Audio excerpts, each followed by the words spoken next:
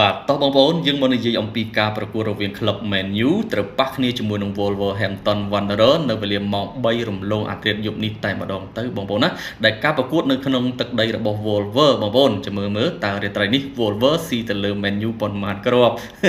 យើងនឹងធ្វើការនិយាយបន្តិចទៀតនេះប៉ុន្តែមុនធ្វើការនិយាយសំណូមពរបងប្អូនចូល Channel Telegram ខ្ញុំបាទពិសិដ្ឋ KH ទៅបងប្អូនណា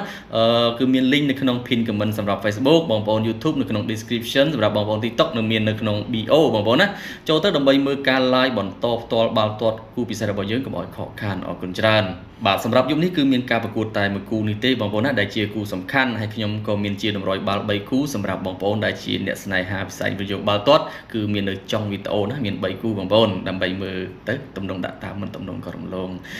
បើយើងនិយាយអំពី Wolver ជាមួយនឹង Man U នេះបងប្អូន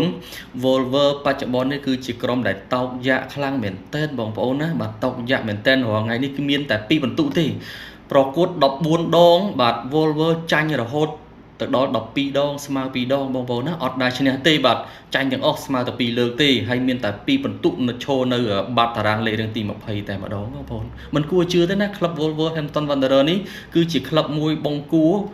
ប្រកួតមុនបាទនៅរដូវកាលចាស់នោះគឺ Wolver ធ្វើបានល្អបាទយ៉ាងអត់បំផុតក៏នៅ top 10ដែរប៉ុន្តែរដូវកាលនេះមិនដឹងជាមិនបានធ្លាក់មែនតែម្ដងបងប្អូនអត់ឈ្នះសោះបើអត់ឈ្នះសោះតែម្ដងណាបាទ14ប្រកួតបងប្អូនគិតមើលចាញ់12ស្មើ2ហើយ Man U នេះក៏ជាក្រុមដែលរឿងតោកយ៉ាដែរប៉ុន្តែបើប្រៀបជាមួយ Wolver យ៉ាងណាក៏នៅតែមាន credit ខ្លាំងជាងដែរបងប្អូនណាបាទមាន credit ខ្លាំងជាងដែរហើយបើយើងនិយាយអំពីការប៉ះគ្នាបងប្អូនណាប៉ះគ្នាចំនួន10លើកបាទ10លើកនេះគឺ Man U ឈ្នះ7ដង Wolver ឈ្នះ2ដងណាជាងនៅក្នុងអតីតកាលហើយការប៉ះគ្នាលើកចុងក្រោយបំផុតនៅក្នុង Premier League រដូវកាលចាស់នោះគឺ Wolver បានយកឈ្នះទៅលើ Man U នេះទាំង2ជើងតែម្ដងណាបាទ Wolver រដូវកាលមុនខ្លាំងបាទការប្រកួតនៅក្នុងដី Wolver ស៊ី Man U 2-0ទឹកដី Man U លុត Man U 1-0ទៀតបាទអញ្ចឹងនៅក្នុងរាត្រីនេះបាទអាចប្រវត្តិសាស្ត្រច្រំដាលឬក៏ Man U អាចសងសឹកវិញបានបងប្អូនបើនិយាយពីប្រវត្តិអាចនិយាយថា Man U ល្អជាងបើនិយាយពីការប៉ះគ្នាបងប្អូនណាប៉ុន្តែបើយើងនិយាយអំពី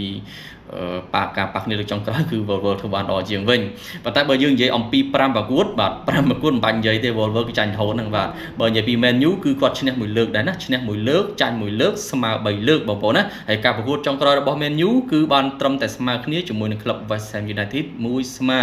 ហើយបើនិយាយពី Wolver វិញប្រកួតចុងក្រោយរបស់គាត់គឺចាញ់ទៅលើក្រុម Nottingham Forest 1-0បងប្អូនណាហើយ Man U បច្ចុប្បន្នគឺគាត់ឈរនៅលេខរៀងតែទី12បងប្អូនណាលេខរៀងទី12ដែរមិនអន់ប្រហែលទេប៉ុណ្ណឹងអាចគួរសមព្រោះបន្ទុកវាប្រកៀកប្រកាត់គ្នាដែរទេមិនលើកគ្នាច្រើនពេកទេបើយើងនិយាយអំពីសមាជិកកីឡាករដែលដាក់លេងក្នុងយប់នេះបងប្អូនណាសម្រាប់ខាង Man U ដូចជារបួស2នាក់បាទរបួសមានដូចជាកីឡាករបាទ Benjamin Sesko ក៏ដូចជា Harry Maguire ណាគឺអវត្តមាននៅក្នុងយប់នេះសម្រាប់ខាង Wolver ក៏របួសច្រើនដែរមានដូចជា Gomez Bradley Lopez ណាជាដើមMan U យប់នេះប្រើទម្រង់ដដែលទេគឺ 3-4-2-1 ណាឬក៏3-4ពេជ្រឆ្នៃណាបងប្អូន 3-4-3 ទេគាត់ថាគេពេជ្រឆ្នៃបាទទម្រង់ពីរ៉ាមីតបាទខាង Wolver ប្រើទម្រង់ 3-5-2 ណា 3-5-2 យប់នេះ Man U គឺអ្នកចាំទីគឺកីឡាករ Sané Lyman បាទក៏ដូចជាខ្សែបម្រើខ្សែការពារមានដូចជា Luke Shaw Martinelli Leniero តំបន់បារ៉ាមានដូចជាកីឡាករ Diego Dalot បាទ Bruno Fernandes Casemiro ខាងស្ដាំគឺកីឡាករ Amad Diallo ហើយសម្រាប់តំបន់បម្រើយុទ្ធមានដូចជាកីឡាករ Mason Mount បាទមាន Benjamin Sesko របួសហើយចង់និយាយថាមានដូចជា Brian Mbeumo បាទក៏ដូចជា Matheus Cunha ណាបាទជាខ្សែយុទ្ធប្រអប់សម្រាប់រាត្រីនេះអញ្ចឹងសម្រាប់ខាង Wolver បាទកីឡាកររបស់ Wolver មានច្រើនដែរបងប្អូនណាបាទខ្ញុំអត់បានរាយរាប់ទេយើងនិយាយអំពីប្រព័ន្ធលេងគឺ Wolver ធ្លាក់ខ្លាំងណាស់បងប្អូនបើយើងប្រៀបជាមួយ Man U ខ្ញុំគិតថាអត់ទាន់ដល់កម្រិត Manchester United ទេនៅក្នុងរាត្រីនេះយើងអាចមើលប្រវត្តិរបស់គាត់ចាញ់ណាចាញ់ជាប់គ្នាយ៉ាងហ្នឹងបងប្អូនណាចាញ់រហូតតែម្ដង Wolver មិនដឹងជាកើតអីបងប្អូនខ្ញុំអត់យល់ដែរហើយយប់នេះបើសិនជា Man U អត់យកឈ្នះទៅលើ Wolver បានទៀតគេត្រូលងាប់ទៀតហើយបងប្អូនហើយបាទយប់នេះបើសិនជា Man U ឈ្នះអត់អីណាប៉ុន្តែបើ Man U ហ៊ានតែចាញ់ទៅលើ Wolver ផ្លាត់ចាញ់អីហ្នឹងគេសោចទៀតហើយបាទគេធ្វើបាប Man U ទៀតហើយពូ Wolver លេងដែរឈ្នះណាផងបាទបើឈ្នះលើ Man U វាជឿមួយដែលមិនគួរជឿណាបងប្អូនបាទ Man U ទម្លាប់របស់គាត់ច្រើនតែគេថាចោលចិត្តជាបាទប៉ះក្រុមខ្លាំងគាត់ឈ្នះគេទៅបាទប៉ះក្រុមខ្សោយឲ្យតែក្រុមខ្សោយ Man U លេបឈ្នះទេទម្លាប់គាត់គឺអញ្ចឹងណាបងប្អូន ឲ្យតែប៉ះក្រុមខ្សោយគាត់លាឈ្នះគេទេប៉ុន្តែប៉ះក្រុមខ្លាំងគាត់ឈ្នះយ៉ាងអត់បំផុតក៏បានស្មើដែរវាមិនដឹងជាមិនណាហើយបើនិយាយពីទម្រង់លេងរបស់ Man U បច្ចុប្បន្នមួយថ្ងៃកាត់មួយថ្ងៃកោ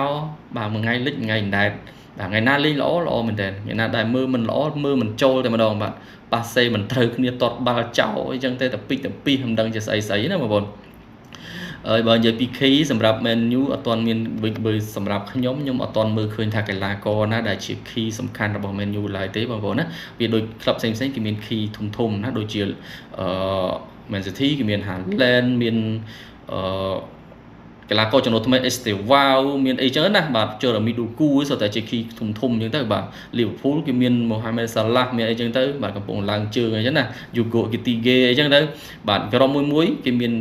key ប៉ុន្តែសម្រាប់ Man U អត់ខ្ញុំមើលឃើញថាអត់ទាន់មាន key ទេសម្រាប់ Brian Mbeumo គាត់បង្ហាញទម្រង់លេងល្អគួរសមប៉ុន្តែបើយើងឲ្យយកគាត់ជាកីឡាករដែលអាចលេចធ្លុះអត់ទាន់ទេ Matteo Cunha គាត់ទើបតែជាពីរបួសការទម្រង់លេងរបស់គាត់លេងដូចជាមិនទាន់ fit អីទេបងប្អូនណាបាទហើយសម្រាប់ Mason Mount ប្រកួតណាដែលមាន Mason Mount ភាគច្រើនចាញ់ខ្ញុំ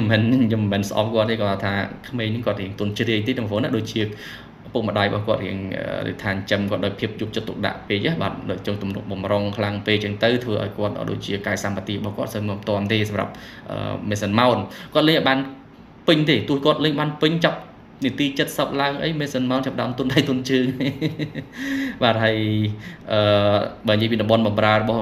Man U គឺគាត់អាចនិយាយថាល្អបង្គួរហើយមាន Casemiro មាន Bruno អីណាបងប្អូនមុំតុំនៅតំបន់បម្រើ Diego Dalot ក៏ល្អដែរហើយអាម៉ាត់ដៃឡូល្អប៉ុន្តែបើយើងប្រៀបនឹងរដូវកាលមុនអាម៉ាត់ដៃឡូយើងធ្លាក់បន្តិចហើយបងប្អូនណាបាទហើយបើនិយាយពី Bruno ជាមួយនឹង Diego Dalot នេះបើសិនជាលេងនៅឲ្យក្រុមជម្រើសចិត្តនិយាយពីល្អបើលេងមួយ Man U មិនដឹងជាមិនទេទៅជាធ្លាក់ធ្លាតចឹងទៅបងប្អូនណាបើនិយាយពីតំបន់ការពាររបស់ Man U នៅស្ដើងឡើយទេហើយសម្រាប់អ្នកចាំទីរបស់ Man U ក៏នៅស្ដើងដែរអញ្ចឹងការផ្លាស់ប្ដូរមួយឈុតរបស់ Man U នេះខ្ញុំគិតថាអត់ទាន់ល្អប្រសើរទេបងប្អូនណាអញ្ចឹងនឹងមានការផ្លាស់ប្ដូរបន្ថែមយ៉ាងណាទៀតយើងអត់ទាន់ដឹងទេខ្ញុំមើលឈុតរបស់ Man U គឺនៅស្ដើងនៅឡើយណាបាទនៅស្ដើងនៅឡើយអ្នកចាំទីអត់ទាន់មាំទាំទេសម្រាប់ Sunny កីឡាករបាទ Sunny Lemon នេះហើយបើនិយាយតំបន់ការពារអាយ៉ាថាដដំតសងគេដែរប៉ុន្តែបើនិយាយឲ្យភាពមាំទាំមកបើប្រៀបដូចថាមាំឲ្យដូច Arsenal បាទមាំឲ្យដូច Chelsea អីទៅអត់ទាន់ដល់កម្រិតរបស់គេបងប្អូនណាបាទសម្រាប់ Man U ប៉ុន្តែគាត់លេងមួយគេបានណាប៉ះ Chelsea មិនស្រួលឈ្នះ Chelsea ទៀត Man U អញ្ចឹងណាបងប្អូនប៉ះ Chelsea មិនស្រួលឈ្នះ Chelsea ប៉ះ Arsenal មិនស្រួល Arsenal ទៀតប៉ុន្តែប៉ះ Everton ចាញ់ Everton ហ្នឹងទៅបាទប៉ះ Wolves យប់នេះមិនស្រួលចាញ់ទៀតតែបាទណាស្មានអត់ត្រូវទេសម្រាប់គូនេះបងប្អូនណាបាទស្មានអត់ត្រូវទេអញ្ចឹងខ្ញុំបានបង្ហាញអស់ហើយតាក់ទងប្រវត្តិគឺអាចនិយាយថា Man U រៀងលើណារៀងលើជាងហើយបើនិយាយពីបច្ចុប្បន្ននេះក៏ Man U រៀងលើជាងដែរ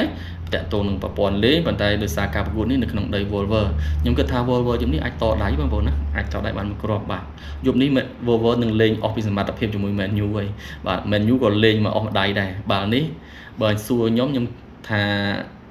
Man U គឺមានអត្រាឈ្នះក្នុងយប់នេះបងប្អូនបាទ Man U មានអត្រាឈ្នះហើយសម្រាប់ Man U ដូចជាតឲ្យកន្លះបូក1ណាជាមួយគ្រាប់បាល់ស្អែកពេកប្រែប្រួលបែបណាទៀតបងប្អូនអាចមើលបន្ថែមខ្ញុំនិយាយនេះមកពីយប់បាទមកពីយប់គឺតឲ្យកន្លះបូក1បាទអញ្ចឹងហើយ over ដូចជា2កន្លះណាបងប្អូន over 2កន្លះគ្រាប់អញ្ចឹងគូនេះបើសិនជាបងប្អូនលេងខ្ញុំគិតថាលេង over 2កន្លះគឺល្អបំផុតហើយបាទ over 2កន្លះគឺល្អបំផុតណាបងប្អូនបើបងប្អូនវាយ Man U បាល់នេះអាចឈ្នះកន្លះណាបាល់នេះអាចនឹងលទ្ធផល2-1ណាអាចនឹងលទ្ធផល Man U យកឈ្នះទៅលើ Wolves 2-1 ប្រយ័ត្នតែ2ស្មើបាទប្រយ័ត្នតែ2ស្មើប៉ុន្តែគាត់ថាមានគ្រាប់បាល់ច្រើនដោយសារតែម្សិលមិញស្ដើងច្រើនហើយបងប្អូនណាក្រុមលេងម្សិលមិញគឺស្ដើងច្រើនមែនតើនៅក្នុងអង់គ្លេសអញ្ចឹងយប់នេះអាចនឹងក្រាស់បាទក្រាស់ណាអញ្ចឹងគូនេះគឺខ្ញុំ recommend លេង over 2កន្លះបាទអរគុណច្រើនអូខេមានតែមួយគូនឹងទេបងប្អូនណាឥឡូវជូនជាតម្រុយបាល់តែម្ដងទៅបាទកុំឲ្យវែងឆ្ងាយមានការប្រកួតរវាង Torino ជាមួយ AC Milan ដែរសម្រាប់គូនេះខ្ញុំគិតថា AC Milan ល្អអាចនឹងវាយលើ AC Milan បានបាទសម្រាប់ Torino ជាមួយ AC Milan បងប្អូនណាអូខេ3គូតែម្ដងទៅខ្លីៗបាទដោយសារតែមានការប្រកួតតែមួយគូបាទយប់នេះគឺគូទី1ខ្ញុំ recommend ឲ្យបងប្អូនវាយ AC Milan ណាជាមួយ Torino ហ្នឹងវាយ AC Milan តែម្ដងទៅបងប្អូនបាទគូទី2គឺ over Man U នេះតែម្ដងណា Man U ជាមួយ Wolves over 2កន្លះណាបងប្អូនបាទគូទី3គឺយក Levante បាទ Levante នេះគឺរងបាទ Levante ត្រូវប៉ះគ្នាជាមួយក្រុមអីទេខ្ញុំមើលខ្ញុំមិនហើយគាត់ថាវាផ្លេចបងប្អូនបានសៅទុកណា បាទលវងតេត្រូវប៉ះគ្នាជាមួយនឹងអូសាសូណាណាបាទអូសាសូណាតឲ្យកន្លះបូក1ទៅលើលវងតេគូនេះគឺខ្ញុំ recommend ថាយករងតែម្ដងទៅខ្ញុំអញនិយាយថាគូនេះអញស្មើគ្នាបងប្អូនណាយ៉ាត់លវងតេស៊ីបជាបាទគូនេះអញស្មើគ្នាអញ្ចឹងបញ្ជាក់ម្ដងទៀតគូទី1គឺ YAC Milan កន្លះដាច់គូទី2 over Man U 2កន្លះគូទី3គឺយកលវងតេរងកន្លះបូក1បាទអរគុណច្រើនកុំភ្លេចចូល channel Telegram របស់យើងទៅកុំឲ្យខកខានក្នុងការ live បន្តផ្ទាល់បាល់ទាត់របស់យើងបងប្អូនណាបាទហើយមានការនិយាយព័ត៌មានការទម្លាក់គូល្អៗក្នុង channel របស់ខ្ញុំបាទ link មាននៅក្នុង pin comment សម្រាប់ Facebook នេះអរគុណច្រើនសូមគោរពលា